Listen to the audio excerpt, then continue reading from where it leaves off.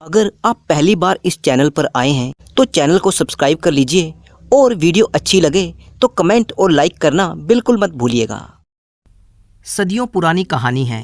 राजपुर नगर से कोसों दूर एक छोटे से गांव में 3 दोस्त रहते थे जिनके नाम थे कुंदन, रघु और संतोष। पूरे गांव के सामने उनकी दोस्ती एक मिसाल थी, जैसे एक पेड़ की 3 शाखाएं जो अलग अलग होकर भी एक साथ जुड़ी रहती हैं। तीनों दोस्त बचपन से ही एक साथ खेलते, हंसते और एक दूसरे के दुख सुख में शामिल होते। मगर समय हमेशा एक सा नहीं रहता। जीवन के संघर्षों ने उन्हें ऐसा घेरा जैसे कोई पक्षी तूफान में फंस जाता है। उनके रोजगार के सारे दरवाजे बंद होने लगे थे।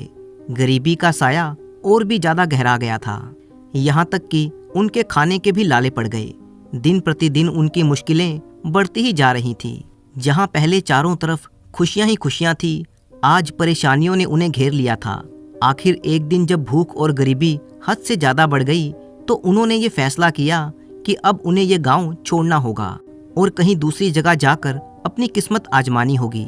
वे जानते थे कि गांव छोड़ना आसान नहीं होगा, मगर गांव में रहने का मतलब था कि गरीबी उन्हें निगल जाएगी। उनके पास जो भी थोड़ी बहुत जमा पूंजी थी वो उन्होंने इकट्ठी की। कुछ जोड़े कपड़े और थोड़ा सा राशन साथ में लिया और अपने सफर पर निकल पड़े। एक ऐसा सफर जिसके बारे में उन्हें भी नहीं मालूम था, बस एक उम्मीद के सहारे वो चले जा रहे थे। रास्ता काफी मुश्किल था। चलते चलते अब उन्हें थकान सी होने लगी थी, मगर एक बेहतर जिंदगी के सपने आंखों में संजोए हुए वो अपने गांव की मिट्टी को पीछे छोड़ते हुए आगे बढ़े जा रहे थे। कुछ दिनों के सफर के बाद वो एक अजनबी इलाके में पहुंचे जहां पर चारों तरफ सुनसान मैदान थे और एक अजीब सी खामोशी थी।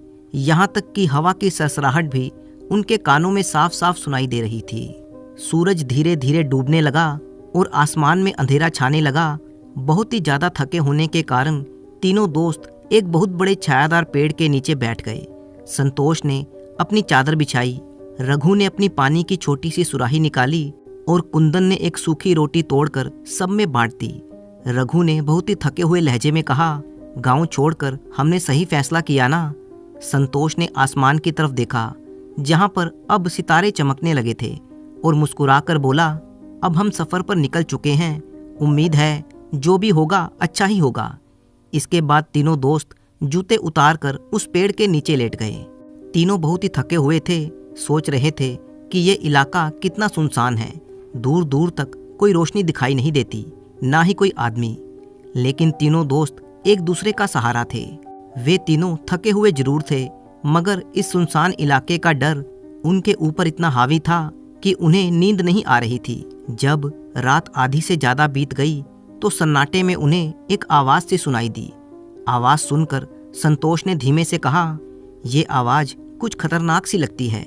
रघु और कुंदन दोनों एकदम सीधे होकर बैठ गए। उनके दिल तेजी से धड़कने लगे।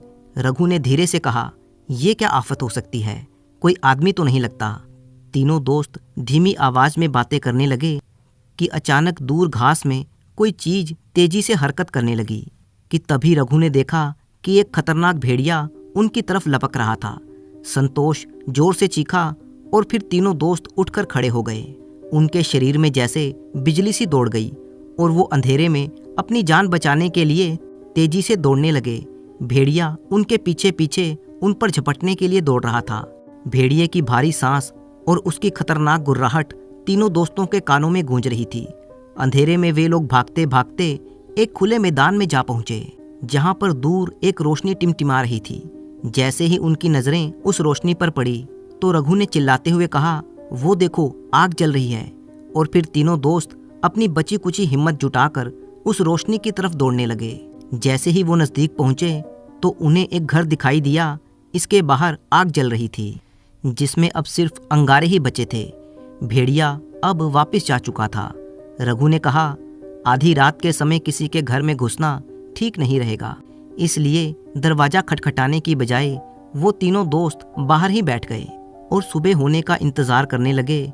सुबह की रोशनी जैसे ही फैलने लगी तो पक्षियों की आवाजें एक नए दिन की शुरुआत का संकेत देने लगी। तीनों दोस्त अभी तक आग के नजदीक ही बैठे हुए थे।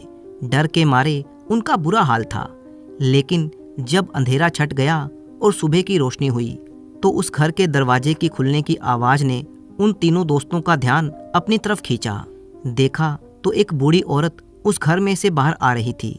वो औरत उन तीनों को गौर से देखते हुए कहने लगी, बेटा तुम कौन हो और यहाँ पर क्यों बैठे हो? उनकी हालत देखकर बुढ़िया को उन पर तरस आ रहा था और वो कहने लगी, बाहर क्यों बैठे हो बेटा, मेरे घर में आ जाओ, आराम से बैठो, शायद तुम थके हुए हो। और फिर वो बुढ़िया उन तीनों दोस्तों को अपने घर के अंदर ले गई, उन्हें खाना खिलाया और उनसे बातें करने लगी। उनके बारे में पूछा तो बातों ही बातों में बुढ़िया को इस बात का पता लगा कि वे तीनों दोस्त रोजगार की तलाश में निकले हैं। तो बूढ़ी अम्मा ने रघु से कहा, बेटा मेरी 5 गायें हैं जो कि जंगल में खो गई हैं, अगर तुम उन्हें ढूंढ कर वापस ले आओ तो मैं तुम्हें अच्छा इनाम दूंगी। रघु ने हिम्मत से कहा, माँ जी हम पूरी कोशिश करेंगे कि आपकी गाय को ढूंढ कर ले आएं। बूढ़ी औरत ये सुनकर खुश हो गई और उनके सिर पर प्यार से हाथ फेरा और उन्हें आशीर्वाद देने लगी। तीनों दोस्तों ने खाना खाया और फिर जंगल की तरफ रवाना हो गए। जंगल में खतरनाक जानवर भी थे, मगर तीनों दोस्तों के पास इसके अलावा और कोई रास्ता नहीं था। वे पैसों के लिए कुछ भी करने को तैयार थे। दिन भर भटकते भटकते पेड़ों और झाड़ियों में झांकते रहे।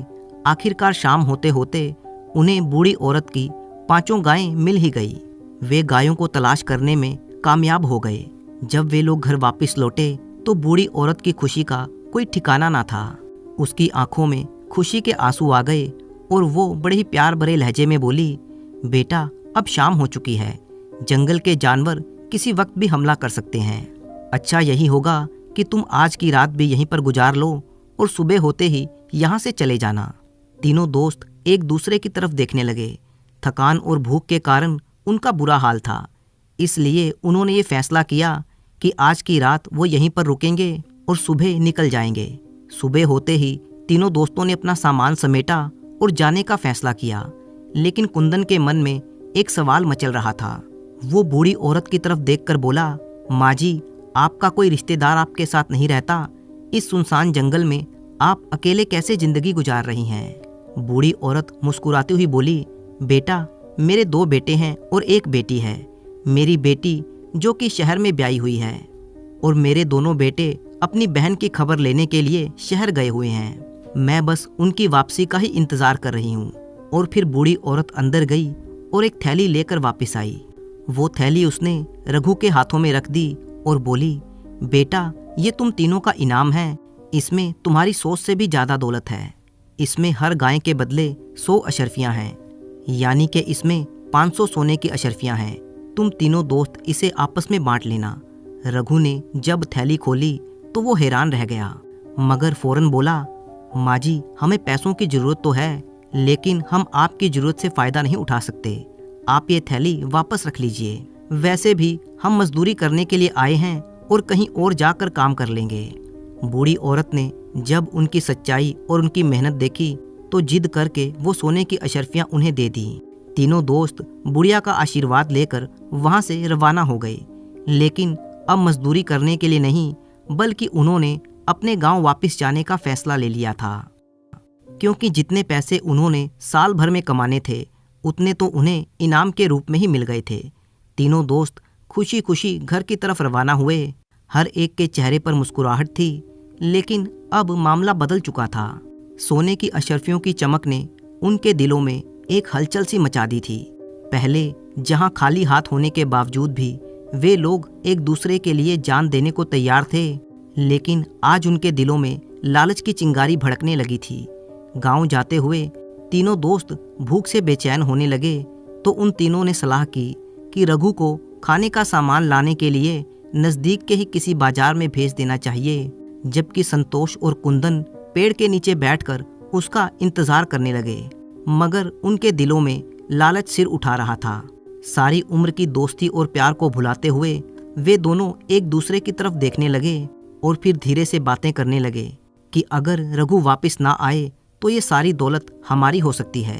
कुछ देर तक चुप रहने के बाद दोनों ने ये फैसला किया कि जैसे ही रघु वापस आएगा तो वे लोग उसे खत्म कर देंगे, ताकि सोने की अशर्फियों पर सिर्फ उन दोनों का कब्जा हो जाए। उधर रघु बाजार की तरफ बढ़ रहा था। मगर उसके दिमाग में भी लालच ने अपनी जगह बना ली थी। उसने सोचा कि अगर मैं खाने में जहर मिला दूं तो दोनों दोस्त मर जाएंगे और सारी दौलत सिर्फ मेरी हो जाएगी। ये ख्याल आते ही उसके होंठों पर एक शैतानी मुस्कुराहट फैल गई।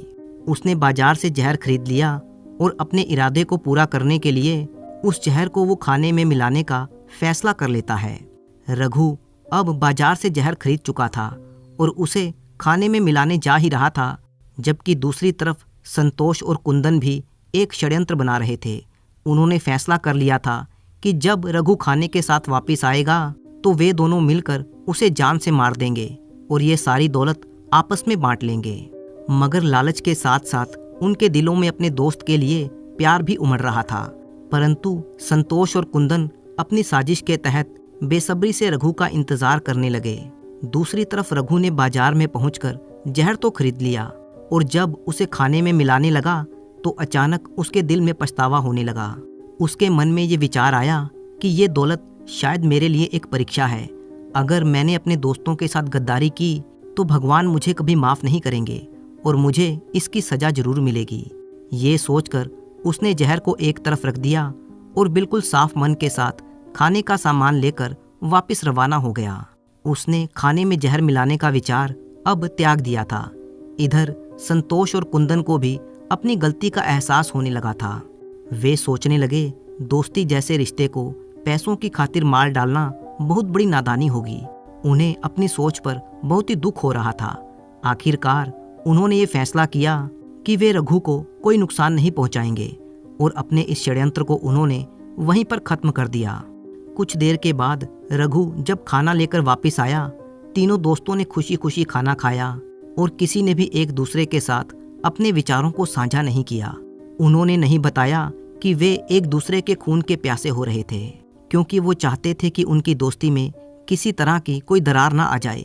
संतोष और कुंदन सोच रहे थे कि सच्चाई बताने से शायद रघु बुरा मान जाएगा, जबकि रघु के मन में ये विचार था कि कहीं संतोष और कुंदन उससे नाराज ना हो जाएं। खाना खाने के बाद तीनों दोस्त एक बार फिर से अपने गांव की तरफ रवाना हो गए। ये सफ़र उनके एक नए जीवन की शुरुआत था, जब वे तीनों एक बार फिर से अपनी दोस्ती के रिश्ते को और भी बेहतर बनाने की कोशिश कर रहे थे। हर एक दोस्त के दिल में अपने दोस्तों के लिए पहले से ज़्यादा प्यार और अपनापन था। अब तक जो उनके दिलों में बुरे विचार आ रहे थे, उनके लिए उनके मन में शर्मिंदगी थी। सूरज अब डूबने लगा था, रात का अंधेरा फैलने लगा, तो तीनों दोस्तों ने ये सलाह की कि आगे का सफ़र जारी रखना खतरनाक हो सकता है। रघु ने एक पहाड़ की तरफ इशारा करते हुए कहा, वहाँ पर मुझे एक गुफा दिखाई दे रही है। मुझे लगता है कि वहीं पर रात गुजारनी चाहिए, ताकि हम जंगली जानवरों और डाकुओं से अपने आप को बचा सकें। संतोष और कुंदन ने भी उसकी बात मान ली और फिर तीनों दोस्त बड़ी ही सावधानी से उस गुफा की तरफ बढ़ने लगे। रात की ठंडी हवाएं उनके शरीर में कपकपी सी छुटा रही थी। दूर दराज जंगलों और पहाड़ियों से भेड़ियों के चिल्लाने की आवाज़ें गूंज रही थी, जो कि उस इलाके को और भी ज़्यादा खतरनाक बना रही थी। जैसे ही वे लोग गुफा के नज़दीक पहुंचे तो गुफा के अंदर बिल्कुल अंधेरा था। वे तीनों रुक गए। तब कुंदन ने धीमी आवाज़ में कहा, ये जगह तो ठीक है ना? रघु ने हल्की सी हंसी के साथ जवाब दिया, अब रुकने का समय नहीं है, अंदर चलते हैं। तीनों दोस्तों ने गुफा का अच्छी तरह से मुआयना किया और जब उन्हें इस बात की तसल्ली हो गई कि गुफा बिल्कुल सुरक्षित है, तो वे लोग गुफा के अंदर दाखिल हो गए। सबने एक दूसरे की तरफ देखा। वे बहुत ही थके हुए थे और ज़मीन पर लेट गए, इस उम्मीद के साथ कि ये रात शांति से गुजर जाएगी और सुबह होते ही वे अपने गांव की तरफ रवाना हो जाएंगे। थके होने की वजह से तीनों दोस्त फौरन गहरी नींद में चले गए। मगर आधी रात को मौसम ने अचानक करवट ले ली। तेज हवाएं चलने लगी और मूसलाधार बारिश शुरू हो गई। तूफानी हवाओं ने गुफा के आसपास शोर मचाना शुरू कर दिया। तीनों दोस्त एक बार फिर से डरने लगे और ईश्वर से प्रार्थना करने लगे कि ये रात ठीक से गुजर जाए, ताकि वो सुबह सही सलामत अपने घर पहुंच सके। तूफान बढ़ता ही जा रहा था और तेज हवाओं से पेड़ उखड़ने लगे। बिजली की चमक के साथ साथ बारिश भी गजब ढा रही थी। अचानक पहाड़ की चोटी से एक बड़ा सा पत्थर लुढ़कता हुआ नीचे को आया और गुफा के मुंह पर आकर गिर गया और छोटे छोटे पत्थर और मिट्टी की वजह से अब गुफा का रास्ता पूरी तरह से बंद हो चुका था। आधी रात का सन्नाटा, बारिश का शोर, लेकिन तीनों दोस्त अभी तक इस बात से बेखबर थे कि गुफा का रास्ता बंद हो चुका है। वे लोग सोने की कोशिश कर रहे थे, मगर ठंड की वजह से उन्हें नींद नहीं आ रही थी, लेकिन फिर भी वो सोने की कोशिश कर रहे थे। सुबह के समय कुंदन सबसे पहले उठा। उसने देखा कि गुफा के अंदर अंधेरा छाया हुआ है, तो सोचा कि शायद अभी तक सुबह नहीं हुई। लेकिन जब वो गुफा के मुंह के नज़दीक पहुंचा तो उसे पता चला कि गुफा का रास्ता एक बड़े पत्थर के कारण बंद हो चुका है। उसने फौरन संतोष को उठाया और फिर वे दोनों मिलकर उस बड़े पत्थर को हटाने की कोशिश करने लगे। ये दोनों दोस्त वही थे जो पहले अपने तीसरे दोस्त रघु को मारने के बारे में सोच रहे थे। उन दोनों ने अपनी पूरी ताकत लगा दी, लेकिन वो पत्थर को अपनी जगह से टस से मस ना कर सके। वे दोनों बड़े ही मायूस हुए और फिर उन्होंने अपने तीसरे दोस्त रघु को जगाया। अब तीनों दोस्तों ने मिलकर जोर लगाना शुरू किया। उनके हाथ जख्मी होने लगे। ठंड बहुत ज़्यादा होने के बावजूद भी उन तीनों को पसीने आ रहे थे। उन्होंने बारी बारी से अपनी पूरी ताकत लगा दी, मगर पत्थर अपनी जगह से टस से मस ना हुआ। इस वक्त उन तीनों को अपनी बेबसी का एहसास होने लगा। कई बार कोशिशें करने के बाद तीनों ने मिलकर एक आखिरी जोर लगाया और पत्थर नीचे लुढ़क गया। गुफा का रास्ता अब खुल चुका था और रोशनी अंदर आने लगी। तो तीनों दोस्तों ने सुकून की सांस ली और वे तीनों ईश्वर का धन्यवाद करने लगे कि वे इस मुसीबत से बचकर बाहर निकल आए। और फिर तीनों दोस्त अपनी यात्रा पर आगे बढ़ने लगे। रास्ते में हर एक दोस्त अपने ही विचारों में खोया हुआ था। कुंदन सोच रहा था कि अगर हमने रघु को नुकसान पहुंचाया होता तो आज हम उस पत्थर को हटाने में सफल ना हो पाते और इसी गुफा के अंदर तड़प तड़प कर मर जाते। जबकि रघु के दिल में ये विचार आ रहा था कि अगर मैंने खाने में जहर मिला दिया होता तो मैं अकेला इस पत्थर को कैसे हटाता और उस गुफा के अंदर भूखा प्यासा ही मर जाता। इसके बाद तीनों दोस्तों ने एक दूसरे को सारी सच्चाई बता दी और एक दूसरे से माफ़ी भी मांगी। वे तीनों अपने गांव पहुंचे और उन्होंने बड़ी ही ईमानदारी से सोने की अशर्फियां आपस में बांट ली। अब वे तीनों पहले से ज़्यादा एक दूसरे के करीब हो गए थे और भाइयों की तरह वो अपना जीवन गुजारने लगे। इस कठिन परीक्षा ने उनके दिल दिमाग पर गहरा असर छोड़ा था और उन्हें ये एहसास हो गया कि लालच ना सिर्फ दूसरों के लिए बल्कि खुद इंसान के लिए भी तबाही का कारण बन सकता है। तो दोस्तों, इसी तरह की मज़ेदार कहानियाँ देखने के लिए आप चैनल को सब्सक्राइब कर लीजिए।